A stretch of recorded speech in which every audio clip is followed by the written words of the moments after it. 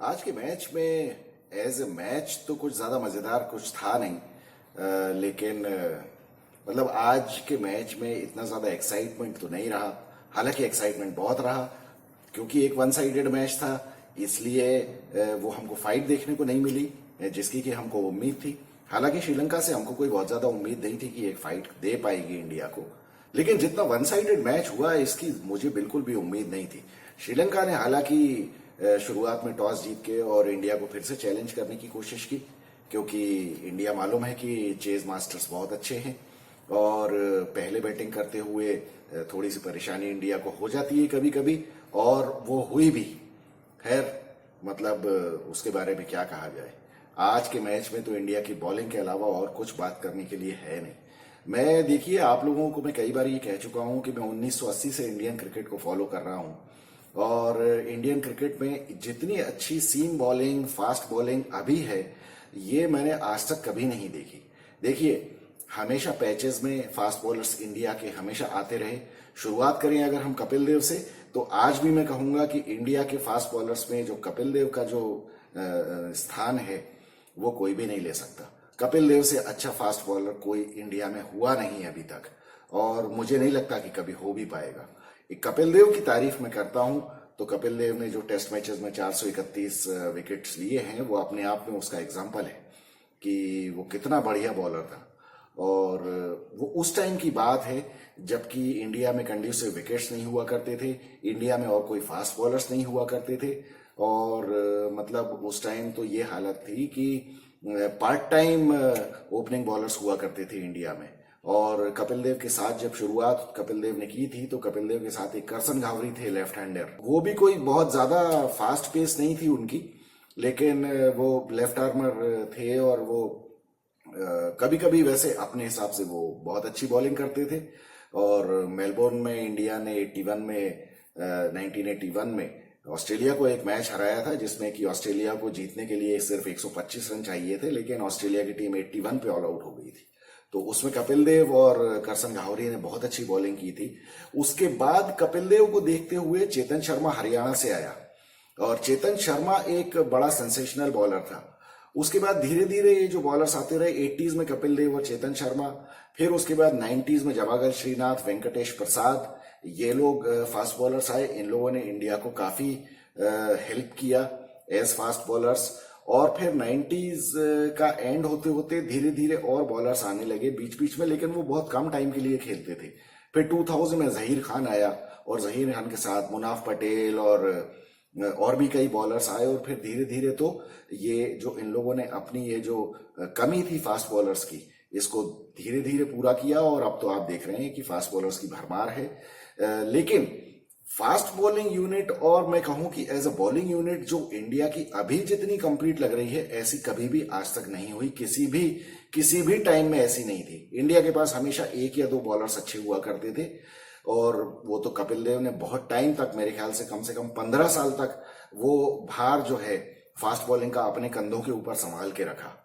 और मैं इसीलिए दाद देता हूं कपिल देव की कि इतना वन साइडेड और सिंगल हैंडेडली फास्ट बॉलिंग को कैरी करना। और वो he was not only a very good bowler, but he was a tremendous allrounder. उससे बढ़िया क्रिकेटर इंडिया में पैदा नहीं हुआ कोई।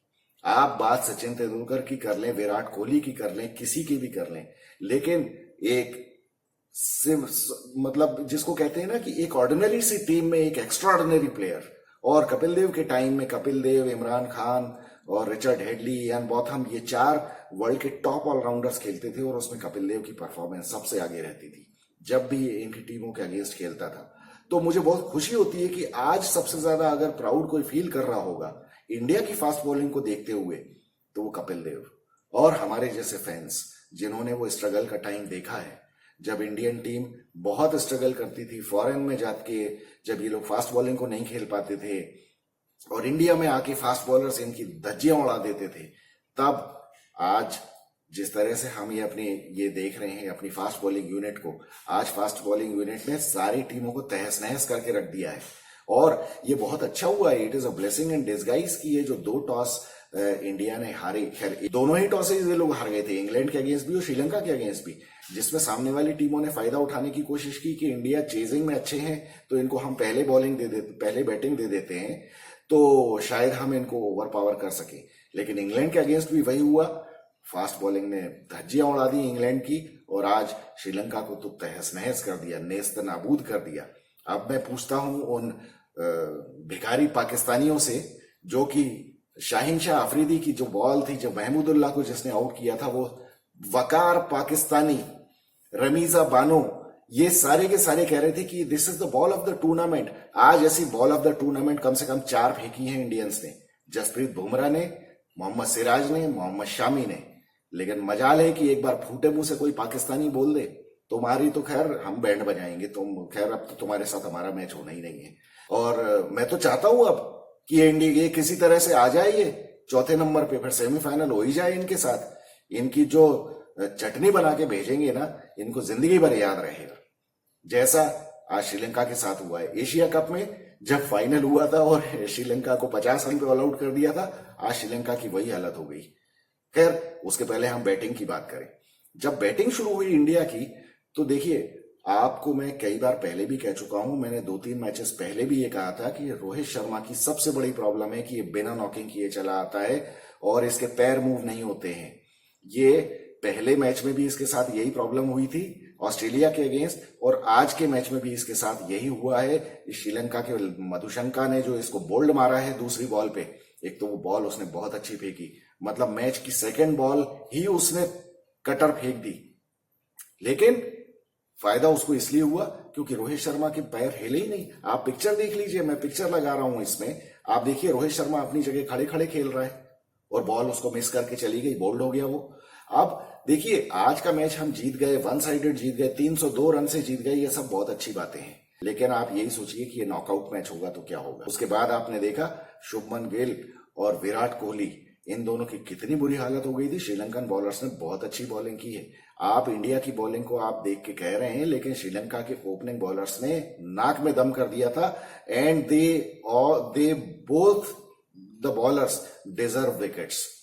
दुष्यंत चमीरा ने शुरू के 2 ओवर मेडन फेंके और विराट कोहली को हवा नहीं लग रही थी कि बॉल कहां जा रही है और क्या हो रहा है। विराट कोहली को इतना बेबस आप लोगों ने बहुत कम देखा होगा, लेकिन विराट कोहली के 2 बॉलें तो बैट और पैड के बीच में से निकल गई। एक तो उसमें से कैच होते होते बच गई, एक पे वो बोल्ड होते होते बच गया, और एक तो कैच छूट ही गया हाथ से, और फिर शुभमन गिल का भी कैच छूटा।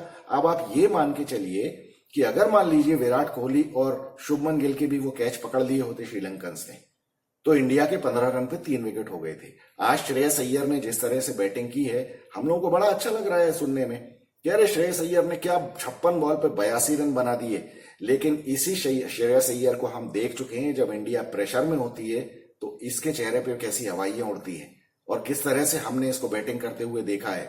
और जब ये पिछले मैचेस में भी बैटिंग करने आए तो इसने कितनी गंदी बैटिंग की थी। आज की सिचुएशन बिल्कुल अलग थी। आज जब ये बैटिंग करने आया उस टाइम इंडिया के 200 रन पे 2 विकेट थे, तो वहां पे तो कोई प्रॉब्लम थी नहीं, आपके ऊपर कोई प्रेशर ही नहीं था। आपको बस अपनी आई इन करनी थी, सेट होना था, और उसके बाद आपको बल्ला घुमाना था, क्योंकि स्कोर बहुत ज्यादा, 30 ओवर में 200 रन हो चुके थे इंडिया के, और सामने केएल राहुल खेल रहा था। केएल राहुल, मतलब बहुत अच्छी बात है कि केएल राहुल इस तरह बदतमीजी से अपना विकेट नहीं देता है। हालांकि उसने आज रन कम बनाए, लेकिन वो अच्छा खेल रहा था। वो बदकिस्मती से आउट हो गया। लेकिन हमको ये हमेशा से सोच के चलना चाहिए, आज का मैच बहुत अच्छा हो गया, इसका मतलब ये नहीं कि हमारी बैटिंग बहुत अच्छी थी। हमारी बैटिंग बिल्कुल अच्छी नहीं थी। श्रेयस अय्यर ने जो रन बनाए वो काफी अच्छे स्कोर पे आने के बाद रन बनाए हैं।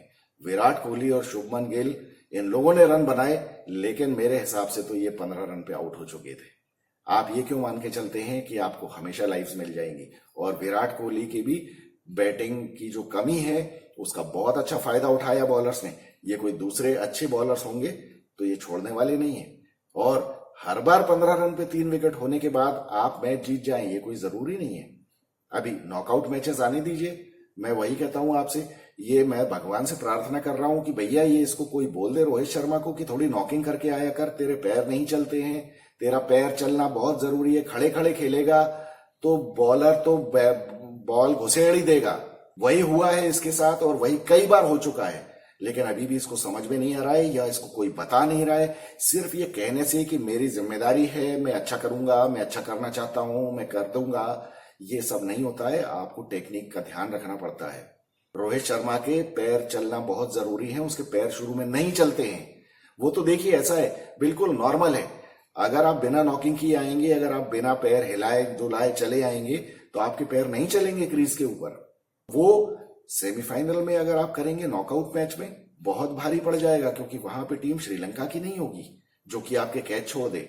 आप यही मैच न्यूजीलैंड के अगेंस्ट या साउथ अफ्रीका या ऑस्ट्रेलिया इनके अगेंस्ट आप ये मान के मत चलिए कि आपको ऐसे लाइव्स मिल जाएंगी और आपके खराब शॉट के ऊपर भी आपको इस तरीके से आपको लाइफ मिल जाएगी और आप बाद में रन बना दोगे। विराट कोहली की 49वीं सेंचुरी बनी या नहीं बनी उससे मुझे कोई लेना देने नहीं है। मैं वो मैच देखना चाहता हूं जब विराट कोहली के भले 30 रन बने लेकिन इंडिया फाइनल मैच जीत जाए। वो मुझे चाहिए। मुझे विराट कोहली की 49वीं 50वीं और 100वीं सेंचुरी से कोई लेना देना नहीं है। तो अपने 25,000 26,000 रन अपने घर पे रखो, लेकिन यहां पे जरा तमीज से बैटिंग करो। तमीज से बैटिंग करो का मतलब यह है कि आप इन सिचुएशंस के लिए तैयार रहो। रोहित शर्मा और विराट कोहली कह तो रहे हैं कि नहीं हम ये कर रहे हैं और हम करेंगे और हम बहुत करना चाहते हैं और हमारी सब कुछ दांव पे लगा हुआ है, लेकिन ये कहने से नहीं होता है। रोहित शर्मा की एफर्ट्स मुझे उस तरह की नहीं लगती हैं। देखिए शुरू के जो 2 ओवर रहते हैं बस उसी में है खेल। अगर उसमें आप आउट हो गए सेमीफाइनल में तो फिर क्या होगा। और उसके बाद आज जिस तरह से विराट कोहली का कैच जो छूट गया वो अगर पकड़ा जाएगा तो फिर क्या होगा। ये इन सब बातों के लिए तो आपको तैयार रहना पड़ेगा ना। चलिए खैर, इन लोगों ने 356-57 रन बना दिए।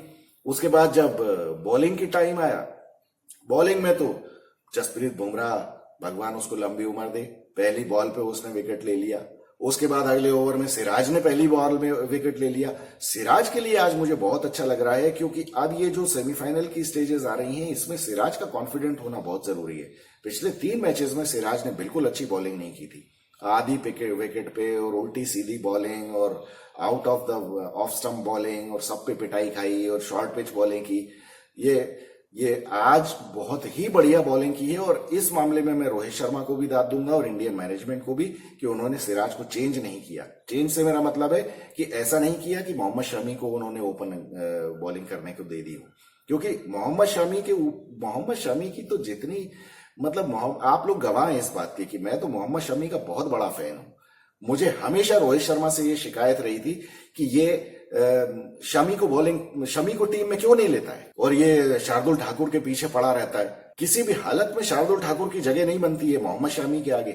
और आज का मैच देखने पिछले 3 मैचों में उसने 14 विकेट ले लिए।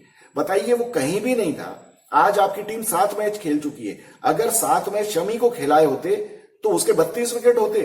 कहां बाकी बॉलर्स लगे हुए 16 विकेट और 18 विकेट के ऊपर टंगे हुए हैं और इसने 3 मैचों में 14 विकेट ले लिए हैं। और इंडिया की टीम कितनी कंफर्टेबल होती। अभी तक जो भी हिकअप्स हुए हैं बिल्कुल भी नहीं हुए होते। और ये सब रोहित शर्मा का वो 8वें नंबर की बैट्समैन के प्यार से है। अभी देखिए, ये मतलब आज की तारीख में मुझे लगता है कि इससे बढ़िया तो बॉलिंग अटैक किसी भी टीम के पास नहीं है। और एक बहुत अच्छी बात यह हुई है कि अब इंडिया की टीम को ये चिंता नहीं है कि वो पहले बैटिंग करें या बाद में बैटिंग करें।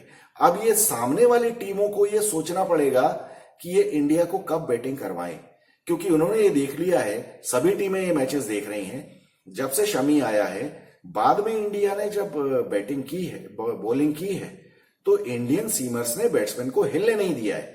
आज के मैच में आप ये मत समझिए कि श्रीलंका की टीम के कमजोर बल्लेबाज थे इस वजह से इनको विकेट मिले हैं।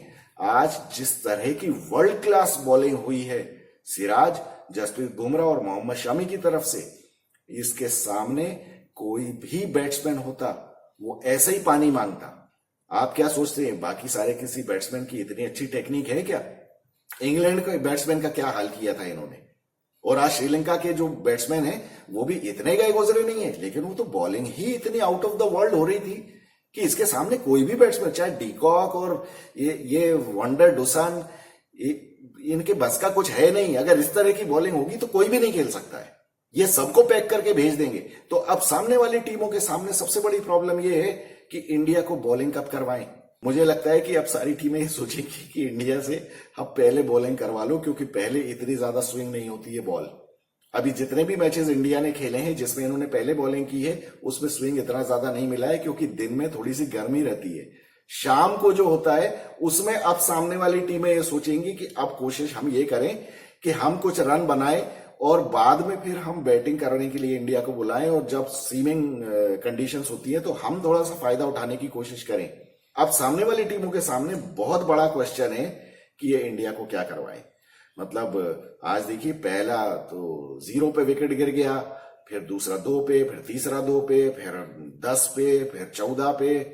10 ओवर में 14 रन पे 6 विकेट हो गए थे श्रीलंका के। मेरे ख्याल से ये तो पूरे वर्ल्ड कप का रिकॉर्ड हो गया है कि किसी भी वर्ल्ड कप में पावर प्ले में इतना खतरनाक स्कोर किसी भी टीम का नहीं रहा। 14 रन पे 6 विकेट, वो तो एक टाइम तो वो वर्ल्ड रिकॉर्ड बनने वाला था वर्ल्ड कप का, कि जब इंडिया श्रीलंका शायद 35 रन भी नहीं बना पाती, क्योंकि 35 लोएस्ट स्कोर है कनाडा का वर्ल्ड कप में। और वो तो उसको बड़ी मुश्किल से अवॉइड किया, क्योंकि अब कंटिन्यूस ये लोग बॉलिंग कर रहे थे, तो ये भी मुश्किल था इनके लिए। क्या किया जा सकता है, इन लोगों ने तो बहुत ही जबरदस्त बॉलिंग की और स्पिनर्स की तो जरूरत ही नहीं पड़ी। मुझे लगता है कि आखिरी ओवर भी जो जाडेजा को दिया उसकी जगह शमी को देना था, वो एक छठा विकेट और निकाल लेता अपने नाम का। 14 मैचेस में शमी ने 45 वर्ल्ड कप के विकेट्स लिए हैं इंडिया की तरफ से हाईएस्ट, और बाकी जो सेकंड है जहीर खान, उसने 23 में लिए हैं और या 33 में लिए हैं। इस तरह का रिकॉर्ड है जवागल श्रीनाथ और जहीर खान का। तो मोहम्मद शामी तो इतना जबरदस्त उसका वर्ल्ड कप में परफॉर्मेंस रहता है, और वो भी देखिए इंडिया में।